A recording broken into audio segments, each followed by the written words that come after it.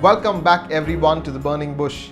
Today we are going to talk about WandaVision, Falcon and the Winter Soldier, and a little bit on grief. Now before we go ahead, spoiler warnings. In 3, 2, 1, intro.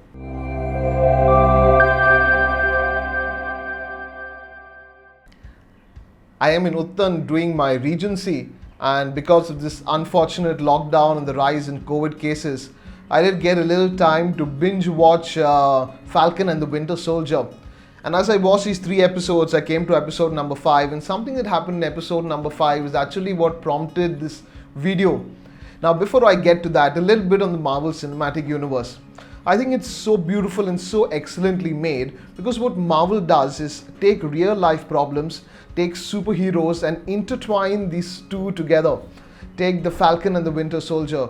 The people are actually now migrants. After the blip, they are back, and the entire migrant crisis, they have to go back to their own lands and they have been thrown out of the place they live in. And we have this group of people who are actually fighting back. Then we come to WandaVision. We see WandaVision. It's all about her grief. It's about Wanda Maximoff, her grief, and her process of grieving.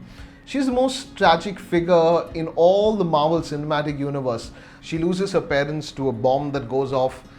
She loses a twin brother to be killed by Ultron. Her lover Vision killed by her, only to be brought back to life by Thanos to be killed again. And then the blip, she's gone too.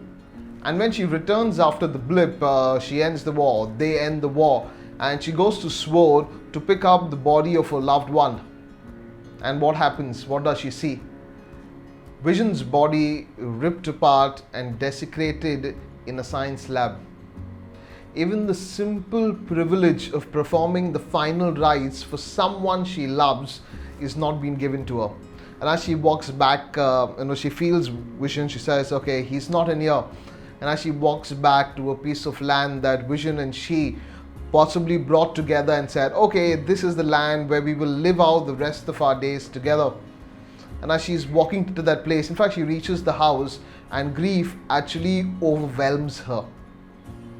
I was discussing this show with a friend of mine who lost his dad 2 years back to a freak accident. And he told me, I so relate with Wanda. Says her fear, her pain, her desire to bring everyone back. He says, if I had the power, I would get my dad back. Now it reminds me of C.S. Lewis in his book, A Grief Observed. He literally begins his book by saying, no one ever told me that grief felt so much like fear. What's Wanda's fear? I think Wanda's fear is that she has now absolutely no one. She had her parents gone, she had a brother gone, she had Vision gone, she had some Avengers who were friends gone. There's absolutely no one by her side. And mind you that Wanda is one of the most powerful characters in the entire Marvel Cinematic Universe. And what she does, she uses this entire power, she uses a power that she still doesn't truly understand to create a reality of her own. She creates this whole imaginary reality. I say she creates a whole imaginary, beautiful reality, but beautiful only for herself. She creates Vision, she creates the kids, she creates the home. Wanda is actually using her powers to hold on to Vision as tight as she can.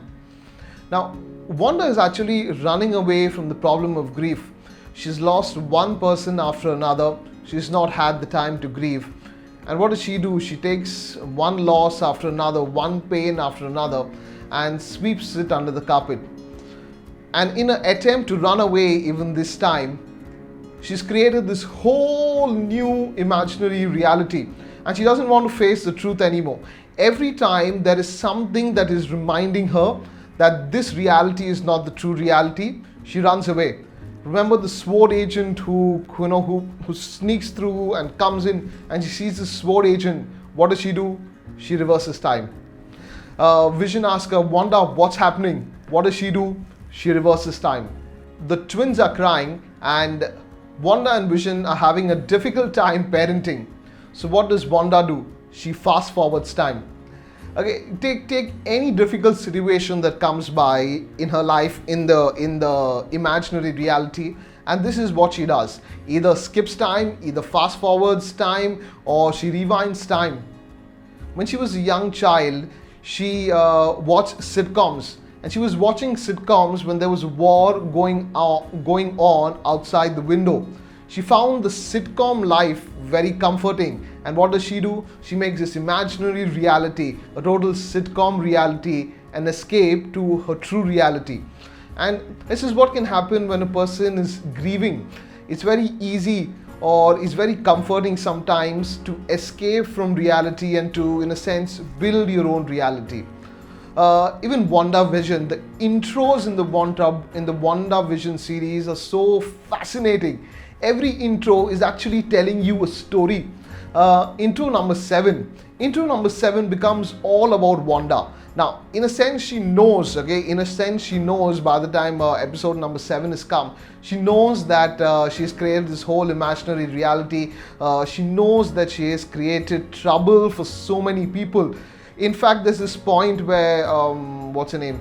The lady with the curly hair, the superhero with the curly hair. Okay, I can't get the name. This one on your screen. She comes to Wanda and says, Wanda, don't let them make you the villain. Okay, her name is Monica Rambeau. I got it. Okay, so Monica Rambeau comes to Wanda and says, don't let them make you the villain.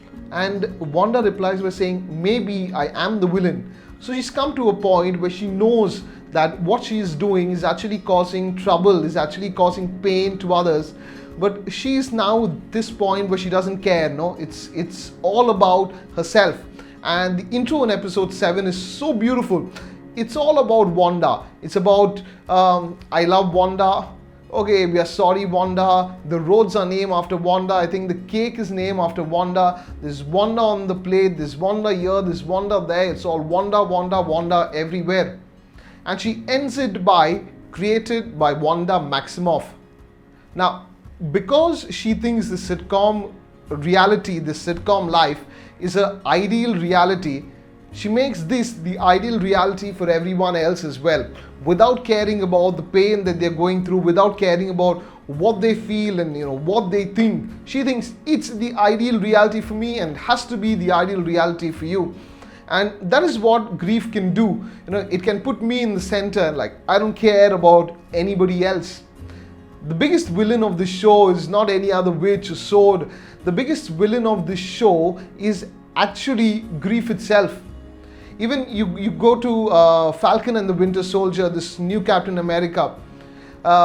He's finding it really difficult to understand what Captain America actually means. He's finding it really difficult to live up to the expectations of Captain America. But he loses his friend in a fit of anger. He kills, he kills the other super soldier. And when he goes to Battlestar's, his partner's house, to offer condolences to his parents, he actually makes a statement. He says, if you need me for anything, I am there. And sometimes I think that's not really the right statement to make to a grieving person. It's not a bad statement. It's a statement made in all right intention, but it may not really be the ideal statement. Okay, so what are the things not to say to a grieving person? You have to move on. I think that's something really terrible we tell our friends or our loved ones when they lose somebody. When you lose someone that's so dear to you, a mother, a father, a son, a daughter, a spouse, a brother, a sister, you don't just move on in life. It's not really easy to move on. I can think of so many instances when I've heard people tell someone, you got to move on in life. You got to move on in life. I think that's the wrong statement to make. No one is supposed to move on from someone they have lost. They're supposed to move forward. My mother, my brother, my sister, my spouse, they are so much part of me. They're so much part of who I am. They're so much part of my reality. Even though they may not be there, they are still part of my reality. And therefore, it's not about moving on. It's about moving forward. And if you have a friend, someone you love who has lost someone, I encourage you to move forward with them. I think Vision explains this so beautifully to Wanda. He says, what is grief if not love persevering? I think that's such a beautiful sentence. In fact, it took everyone by storm. And this sentence is so true because the person whom we love is so much part of us, is so much of who we are. And so we move ahead we move forward with that person in life. So if you're telling someone, encourage them to move forward with the person they love and not leave them and move on. Right, the next thing. Do not share with people your grief story. Don't say, I know how you feel. Because the truth is, we don't know how they feel. Everyone's grief is so different. No one's grief is the same. If I've lost a brother, someone else has lost a brother. The grief that I go through and the grief that he's going through is really different. And therefore tell them, I know how you feel is, not the right thing to say. Rather just listen to them. Listen to what they have to say. Listen to what they have to share. Another thing I observe when I go to funerals, they go to the person and say, how he died, how she died. And I think that's not the right thing to say, to tell a person at the funeral. Because sometimes it's not the easiest thing to narrate how you've lost a loved one. Yeah, if they're sharing with you, definitely listen and listen with patience. If they are sharing it with you 50 times, listen to it 50 times. If they're sharing with you the 500th time, listen to it the 500th time, because that is love. And if you don't know what to say at a funeral, I think the simplest thing to say is, I'm sorry for your loss. Also sometimes, people say, look on the bright side, look on the bright side. You cannot force somebody to look on the bright side. Don't force them to look on the bright side. The reason I say that is they've just lost someone to a terrible illness. And if forcing them to look on the bright side, actually does not help. If you want to help, appreciate the person. About a year back, I lost my grandmother, and someone came and told me, Rolwyn, she's the strongest person that I've known.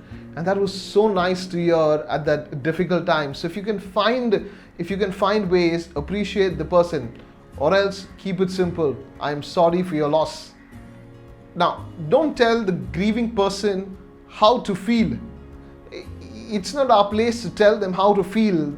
It's what they feel. Don't go to them and say, you'll be okay. Or you shouldn't feel that way. He is with God in heaven. No, she feels that way. He feels that way. I've heard people often tell, okay, now it's time you stop crying. No, don't say something like that. Or we tell people, keep yourself busy, stay busy. Don't think of it, don't think of it. Sometimes we generally go and say, he is in a better place or she is in a better place. And that's true. A loved one may really be in a better place, but that's sometimes not very comforting to the person who hears it. And sometimes we say, if you need anything, I am there for you. Now, this might be a really genuine thing coming from the heart, but I would say, this puts pressure on the person who's grieving to come and tell you what they need. I would rather suggest you offer some help. You say, you know what, I will take your kids out this week, or I'll take your kids to school, or I offer to prepare lunch and dinner for you for this week. Offer some help. I offer to do the laundry. Offer some help. Offer something, some way in which you can help them. Now, to everyone who's grieving, I know this time in our country can be a really difficult time. So many people are dying because of the pandemic. This morning I got news that 5 priests from Gujarat succumbed to the COVID-19 disease. So if you're grieving, okay, this is my small suggestion to you. I think firstly, acknowledge that you're grieving. To grieve is not the wrong thing to do. You're supposed to grieve. You can grieve. Jesus wept at the tomb of Lazarus. I'm sure when Jesus lost his father Joseph, Jesus grieved. Okay, I think Mary standing at the foot of Jesus, she was grieving seeing her son in pain, grieving seeing Jesus on the cross. So it's okay to grieve. Sometimes we can be angry with God, but my recommendation, my suggestion is turn to God. He's the only one, the only person who knows how you feel. Talk to friends, talk to family. Tell them 100 times how you feel. Tell them what you require. Share what's in your heart. Lighten the burden from your heart. Do not isolate yourself. keep family, keep friends around you. If possible, go out with your friends. Go to work. Keep your hobbies going.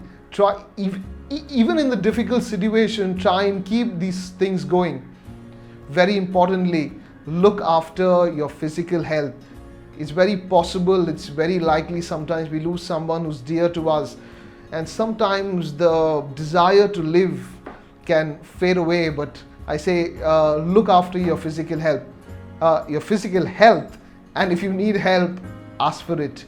Talk to your priests, talk to your loved ones, talk to doctors, ask them for help.